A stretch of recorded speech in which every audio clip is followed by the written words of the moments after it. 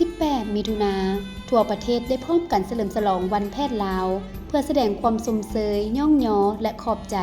บุคลากรทางการแพทย์ทุกระดับที่ได้อุทิศตนให้แก่การปิ่นปัวชีวิตของพ่อแม่ประชาชนลาวบรรดาเผ่า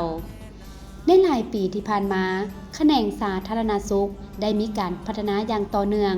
โดยเฉพาะการจัดตั้งปฏิบัตินโยบาย 5D 1 พอใจที่มุ่งสู่การยกระดับคุณภาพการบริการสร้างสภาพแวดล้อมห้องหมอที่ดีปรับปรุงเครื่องมือการแพทย์พัฒนาคุณวุฒิแพทย์หมอพยาบาลและการบริหารจัดการที่มีประสิทธิภาพเพื่อให้ประชาชนมีความพอใจต่อกับการบริการ 5D 1 พอใจแม่นประกอบมี 1. การต้อนรับดี 2. ความสะอาดดี 3. ความสะดวกดี 4. การบ่งมติพยาธิชัดเจนดี 5. ปฏิบัติเทคนิคการปิ่นปัวดีและ 1 พอใจคือการเฮ็ดให้คนเจ็บพึงพอใจ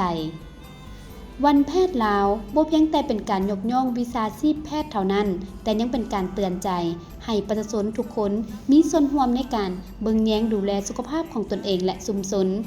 การป้องกันพยาธิแม่นดีกว่าการปิ่นปัวการเฉลิมฉลองวันแพทย์ลาวเป็นวันที่ย้ำเตือนเพื่อปลูกจิตสำนึกให้พนักงานแพทย์หมอพยาบาล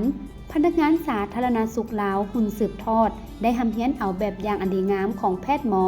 และพนักงานสาธารณสุขหุ่นกร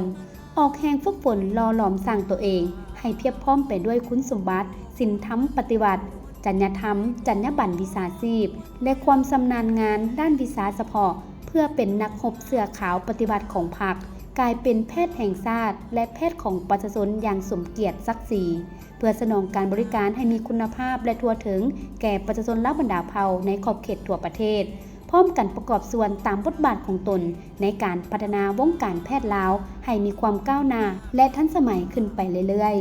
ๆสมเสยวันแพทย์ลาวครบรอบ 60 ปีอย่างสุดใจ